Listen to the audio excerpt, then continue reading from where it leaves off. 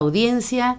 Bueno, la semana pasada no nos encontramos, coincidió con el feriado, pero se siguió trabajando, fue feriado para la Argentina, pero en un país vecino, Brasil, precisamente en Río de Janeiro, se celebró, Juan Carlos, esta cumbre del ambiente que se denominó Río +20. Le vamos a explicar a la audiencia que se denominó así porque pasaron 20 años de la primer cumbre ambiental que también se celebró en ese lugar.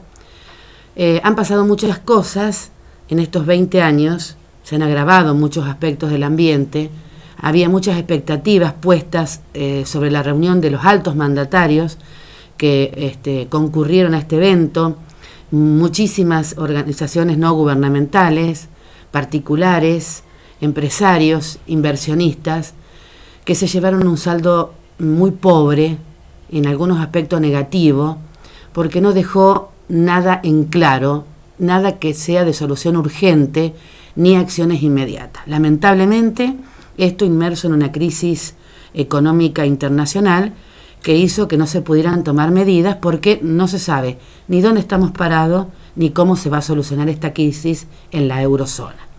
Lamentablemente, para las organizaciones no gubernamentales, esta cumbre fue negativa. Así fue el saldo, desgraciadamente, y si usted ingresa, esa fue la opinión que le dejó, por ejemplo, a Greenpeace, que de los 15 millones de dólares que se invirtieron en armar el programa que se iba a analizar en esta cumbre, por comodidad, inercia de la mayoría de los concurrentes, se dejó como estaba, no se hizo un planteo, se dejó todo como se presentó para no perder, si así se puede decir, tiempo o hacer otros planteos más acorde a las necesidades actuales que el ambiente necesita y que pide a gritos. No se hizo. Fue un fracaso, lamentablemente, pero bueno, este acuerdo fue rubricado por 191 países y de los dos objetivos que se plantearon, el primero es la adopción de objetivos de desarrollo sostenible para la conservación del medio ambiente y el segundo es fortalecer el programa de Naciones Unidas para el medio ambiente. ¿Qué hay de nuevo en estos dos objetivos? Nada nuevo, sino simplemente reforzar el carácter del ambiente de Naciones Unidas y llevarlo al rango que tiene hoy, por ejemplo, la Organización Mundial de la Salud, que depende de Naciones Unidas, fíjese qué organismo serio, y que todos sus valores y sus relevamientos son tomados por todos los países del mundo. Bueno, desde ese lugar estaría bueno que así se le diera importancia, como el de la salud, al medio ambiente en Naciones Unidas. En esta cumbre, banqueros, representantes de gobiernos, inversionistas y presidentes de compañía prometieron evaluar y contabilizar el capital natural.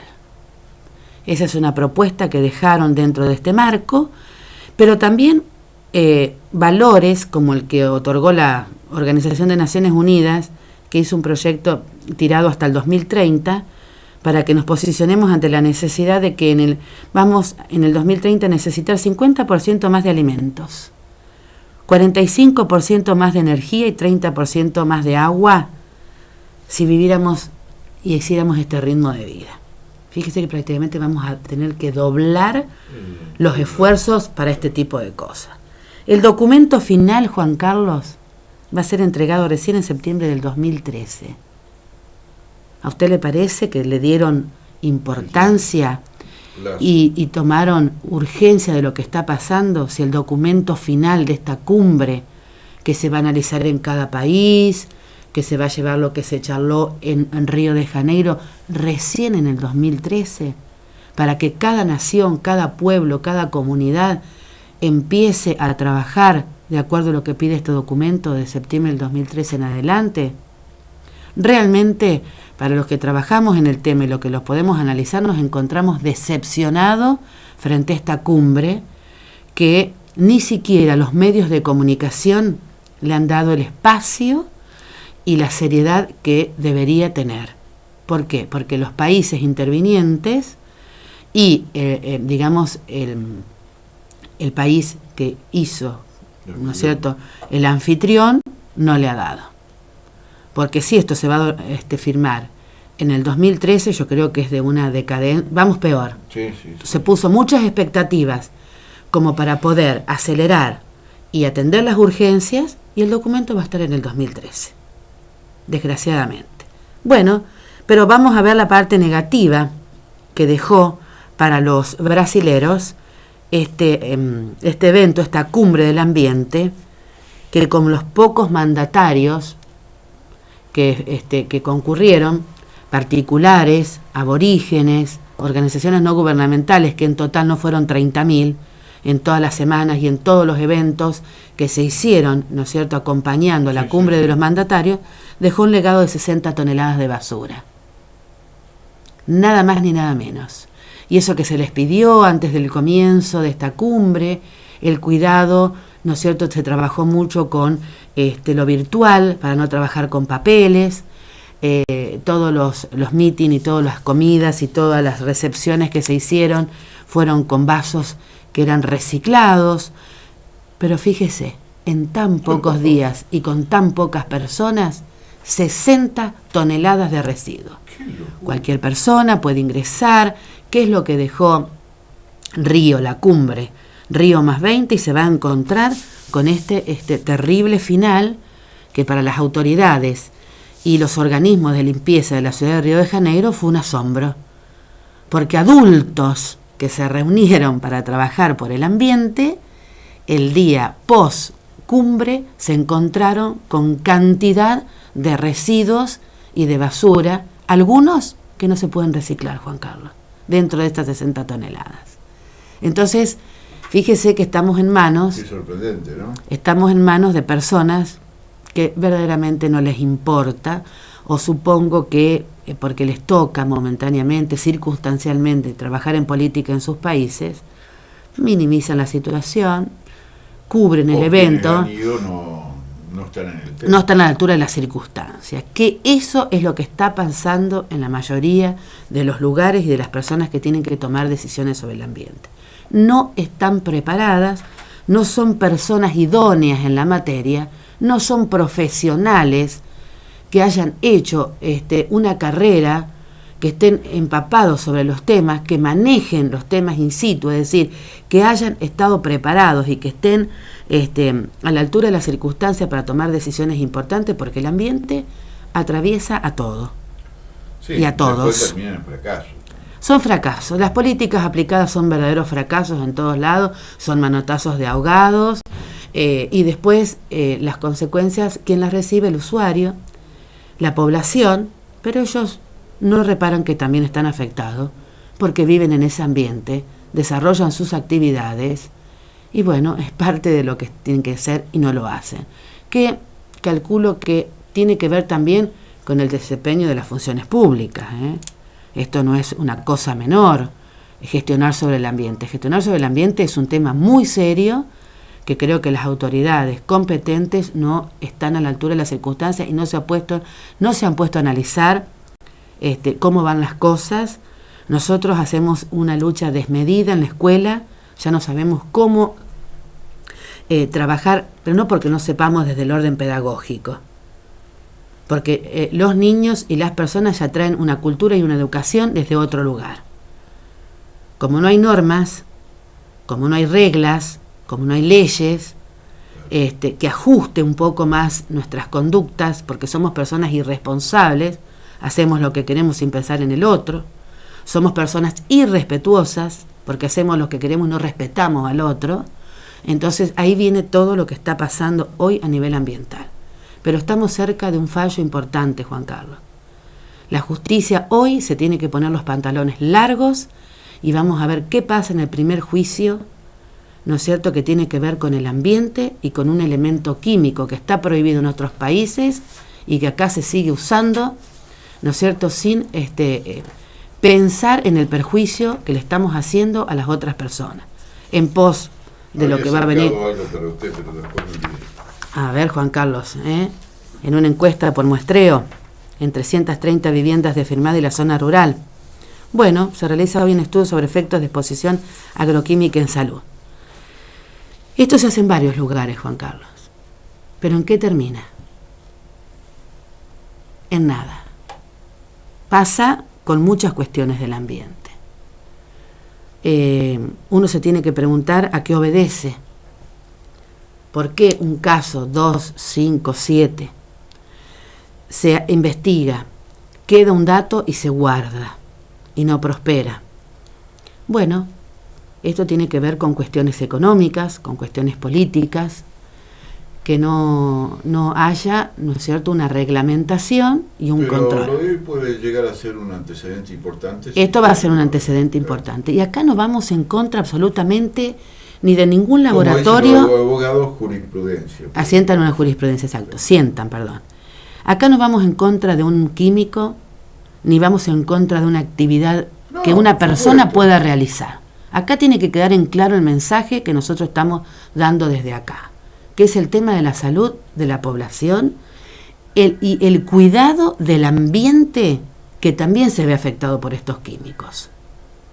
Entonces, nosotros tenemos que hablar del bienestar general y no del bienestar individual y particular, porque ese es un poco el lema que tiene que primar para que el ambiente se sostenga, porque si yo y usted y cada uno de nosotros hace lo que quiere, entonces este es el despropósito al cual llegamos hoy y al estado actual, ¿no es cierto?, del aspecto del aire, suelo y agua.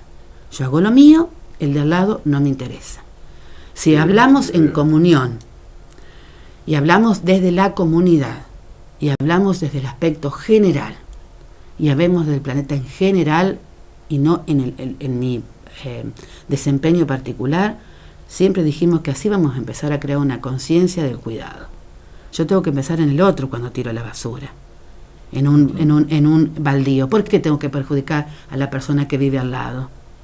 ¿Por qué si voy a desechar mis cosas en un canal, después voy a obstruir y los primeros que se van a inundar son las personas que viven cerca del canal? Eso no lo pienso. ¿Por qué no lo pienso? ¿Por qué si tiro los plásticos donde no corresponde, después se va a quemar y ese humo contaminado va a perjudicar a los vecinos próximos al basural?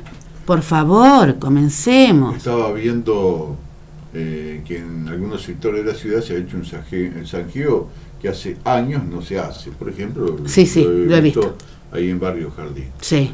Y ya la gente ha tirado basura, de todo. Ha sacado y ya ha tapado muchos lugares donde podría correr el agua perfectamente, porque en eso hace años que no se hace un zanjeo como se ha estado realizando. Bueno, esto es falta de una campaña.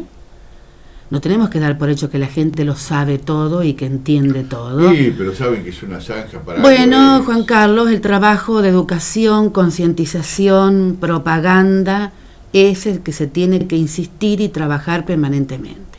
Si estamos haciendo un trabajo de zanjeo, golpeemos puerta por puerta. Porque debe tener un costo significativo. Expliquémosle a los vecinos, señora, señor, estamos haciendo la profundidad de este zanjeo que va a permitir que el agua drene correctamente en épocas de lluvia. Por favor, trate de no obstruir. Tire en los lugares correspondientes. Entonces, aunque usted lo dé por hecho, tenemos que dar por hecho también lo de los residuos, lo de la contaminación, y la gente lo sigue haciendo, Juan Carlos. Yo estaría hablando de 10 a 15 años, que no se hacía un zanjeo como el que se ha hecho ahora. Sí, lo he visto. ¿Por qué digo esto? Porque se estuvo haciendo en los últimos tiempos un tipo de zanjeo con una misma pala mecánica, que no era un zanjeo, sino limpiar un poco con la pala la parte de la cuneta y sacar los yuyos. No, acá se ha hecho zanjeo a pala, con una profundidad muy buena y bien parejo, y lamentablemente estaba viendo el fin de semana, ya hay botellas de plástico, de Coca-Cola, de todo lo que es gaseosa, bidones, sí. Es una lástima. Bolsas plásticas. Bueno, eso es parte de lo que falta todavía en cuanto a educar, preparar, concientizar, instruir a la población permanentemente sobre cómo tenemos que actuar. Faltan campañas. Claro. Y si no, bueno, si la gente no lo entiende, habrá que hacer algo y volver a los viejos tiempos, que si no lo entienden a través de los medios gráficos, los medios televisivos, los medios radiales, enviar casa por casa un folleto, y si no golpear, hacer el puerta a puerta, como se hace en muchas comunidades, cuando hay que explicarle a la gente qué tiene que hacer con el agua. En varios países de Centroamérica se hace. Bueno, iremos, o se hará, yo digo iremos porque me quiero incluir, pero eso ya es una campaña que tiene que hacer, supongo, las autoridades municipales, ir casa por casa y explicarle a la gente: señora, señor, no deseche en la alcantarilla que usted tiene frente a su casa, porque le va a ocurrir esto, esto y esto. Fundamentarle, no imponer, no negar, porque a veces no entiende la otra parte, o no asume, ¿no es cierto?, qué es lo que le va a pasar, o no cree que va a sucederle. Entonces, la concientización, la preparación, la instrucción en la población es fundamental, Juan Carlos. Mire cuánto cuesta el tema de la separación de residuos. Olga, hay gente que todavía aquí no tiene cloacas. Y hay gente que no tiene agua potable. Y no, pero el servicio de cloacas, ¿cuánto sale? 100 pesos, menos. Y prefiere tener televisión. Bueno, esa es ese tipo de decisiones, ese tipo de cuestiones, habría que explicársela a las personas, el beneficio que ella puede tener. Yo estaba observando el otro día en una casa, sacando el agua de adentro en cacerola. Sí. Y tirándola en la calle. Pero hay gente que dentro del ejido urbano, del microcentro, no tiene cloaca. No estamos hablando de las periferias. No, yo te estoy hablando de 4 cuadras. Exactamente, sí. Bueno, se está perdiendo un beneficio muy importante, pero para su propia integridad física. Sí, exacto. Porque el hecho de que todos los efluentes provenientes de la cocina y del baño se vayan por las cloacas y no tengan que ser retirados a un pozo negro, que a la vez puede tener fisuras y contaminar las napas, y todo lo que deriva de la contaminación, los olores, que ya no va a ser lo mismo que si se va por la red cloacal, habría que explicárselo a ese vecino, para que lo pueda entender del beneficio de gastar, ¿no es cierto?, por única vez, porque el gasto va a ser por única vez de instalación, y después va a tener un pequeño agregado dentro de su boleta de servicio de agua. Bueno, esas cosas, esas cuestiones, Juan Carlos, necesitan instrucción de la población. Hay que preparar la gente, y después van a ser medidas que cada uno, si las sabe y no la adopta, que asuma sus consecuencias. Ya no podemos tener injerencia sobre decisiones personales, particulares, familiares. Bueno, y teniendo una gran posibilidad de tener adopta una forma de vida, ¿no es cierto?, que ya podríamos decir primitiva, precaria, cuando en realidad las comodidades tienen que ver con una calidad de vida superior. Pero estás perjudicando, en este caso, a otros vecinos. Exactamente. Bueno, esa es y ahí está la responsabilidad y el respeto, que son las 2 R que yo le agregué, y siempre pregono en mi escuela y desde este espacio, a el programa municipal de Rufino Limpio. Podemos reutilizar, reciclar y reducir. Nosotros lo podemos hacer, pero si nosotros no buscamos el valor de la responsabilidad y del respeto, Juan Carlos, esto no se va a poder encaminar jamás. Porque ¿qué hago yo dentro de mi casa? Separo. Y hay gente que está bastante malhumorada. Uy, 2 bolsas en mi casa, mirá el lío que hay. Desde el jueves hasta el martes, 2 bolsas dando vuelta en mi casa. Lo he escuchado, ¿eh? Sí. La cantidad que se acumula, no me daba cuenta que todo esto se podía reutilizar, porque ahora nos damos cuenta, claro, que qué chiquito que queda el paquetito del orgánico, de lo húmedo, y cuánto volumen ocupa lo que se puede reciclar. Bueno, hay que aguantar, lo tenemos que hacer. Sí. Bueno, y hay gente que no quiere y sigue mezclando, y le estamos dando un doble trabajo a la municipalidad, que cuando recibe lo que tiene que reciclar, sigue habiendo mezclada cosas, ¿no es cierto?, húmeda y orgánica, que inutiliza lo que acompaña. Por eso, señora, señor, quien nos esté escuchando, tomemos una postura adulta, responsable, seamos conscientes que desde nuestro lugar todos podemos aportar, que al ambiente lo hacemos y lo cuidamos entre todos para poder después compartirlo en óptimas condiciones. Esto no es un discurso repetitivo, lo va a escuchar siempre y en todo lugar.